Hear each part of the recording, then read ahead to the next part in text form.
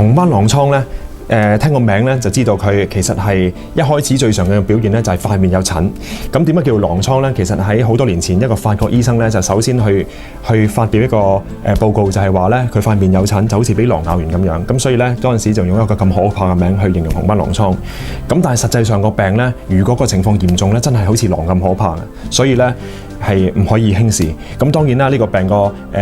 光譜好闊啦，有啲好輕，有啲好重。最輕嘅病人咧，可能淨係少少塊面有少少紅疹，有少少關節痛。但係嚴重嘅話咧，可能好多器官都會受累。因為呢一個咧係一個免疫系統病，咁所以咧基本上任何器官咧都可以有發炎。咁所以咧喺香港嚟講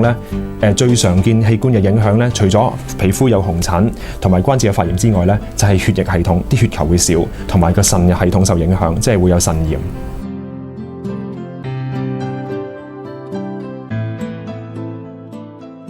咁呢個病咧喺中國人嚟講咧，同埋喺非洲人咧係會多啲人有，同埋咧佢個病情係嚴重啲。相比起外國人咧，佢哋嘅病發率低啲，同埋佢哋嚴重性低啲。咁所以喺香港咧都有唔少人有紅斑狼瘡，亦都有唔少個病人咧受到唔同程度關節嘅傷害嘅。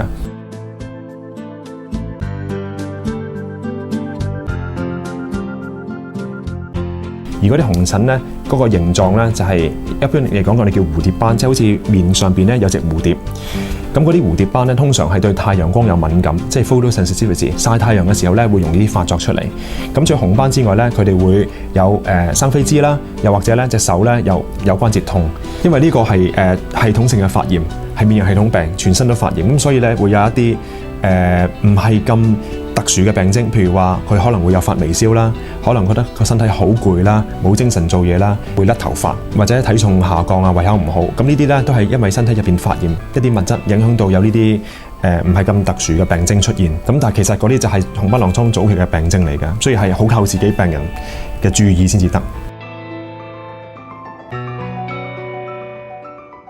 呢個病咧，個病理機制咧到而家都唔係咁明白，咁但係相信咧就係 multifactorial， 即係好多唔同嘅原因都係包含入邊。因為譬如話有啲人孖胎，咁發覺孖胎嘅病入邊咧，大家都有機會增加咗紅斑狼瘡嘅機會。咁相信咧遺傳咧就係其中一個重要嘅因素。咁遺傳以外，亦都好多因素影響，譬如荷爾蒙。我哋發覺咧女性多啲，同埋咧懷孕嘅時候咧女性咧亦都會容易發作。咁即係話咧荷爾蒙嘅變化咧對個病咧都有好重要嘅影響。如果計翻比例咧，其實女性同男性嘅比例咧係9:1，咁即係女性咧患機會係高好多。懷孕嘅時候咧，女性荷爾蒙咧就會有變化，而令到紅斑狼瘡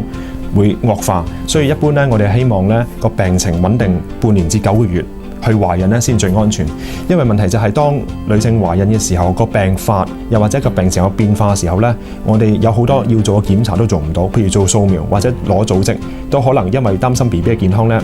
會有啲限制。而用藥方面亦都有好大限制，亦有好多藥會影響個胎盤個胎發展嘅藥咧，我哋都要避免。懷孕嘅時候紅斑狼瘡病發咧，其實係好影響 BB 同埋媽媽嘅健康。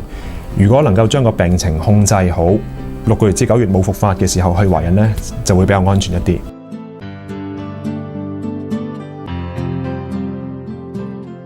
一個準確嘅診斷咧，個治療先至會成功。因為我哋用嗰啲藥咧，通常都會有啲副作用，尤其是當影響到個腎臟同埋血液系統嘅時候咧，我哋都用類固醇同埋用一啲比較強嘅免疫系統抑制劑。咁如果個診斷唔準確嘅話咧，用嗰啲藥就會對個病人帶嚟不必要嘅副作用。美國風濕病學會嘅診斷標準咧，喺舊年咧又改咗。咁咧新嘅診斷標準咧就會比舊嘅更加敏感，即係話有更加多唔同嘅情況都能夠診斷得到紅斑狼瘡。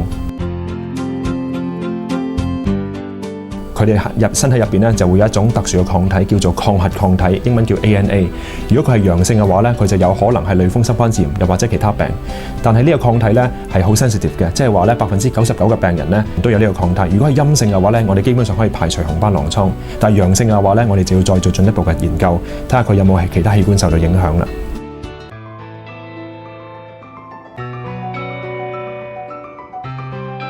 基本上任何器官都影響。咁所以我哋要攞一個好詳細嘅病歷，問清楚佢唔同嘅器官有冇病徵，根據嗰啲病徵咧再做進一步嘅研究。譬如話，如果佢個肺有事，有肺嘅病徵，我哋就要照肺嘅掃描，睇下個肺會唔會有影響啦。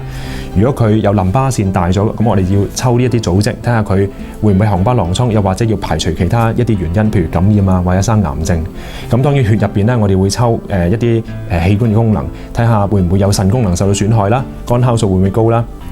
或者血球有冇受影響。一個比較常見呢個情況咧，就係白血球會低，紅血球會低，同埋血小板都可能會低。有啲病人咧就係買一啲藥物，譬如靈芝，又或者冬蟲草，佢哋嘗試去調教個免疫系統，咁但係佢哋唔知道咧，紅斑狼瘡咧就係免疫系統過強而攻擊自己嘅器官，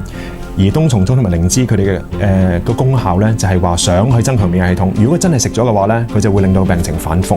如果病情好穩定嘅話，譬如淨係出紅疹嘅話，咁懷孕當然唔會有問題啦。所以其實我哋係會盡量幫助媽媽喺病情穩定嘅時候咧生仔，所以亦都係我哋風濕科其中一個目標嚟嘅。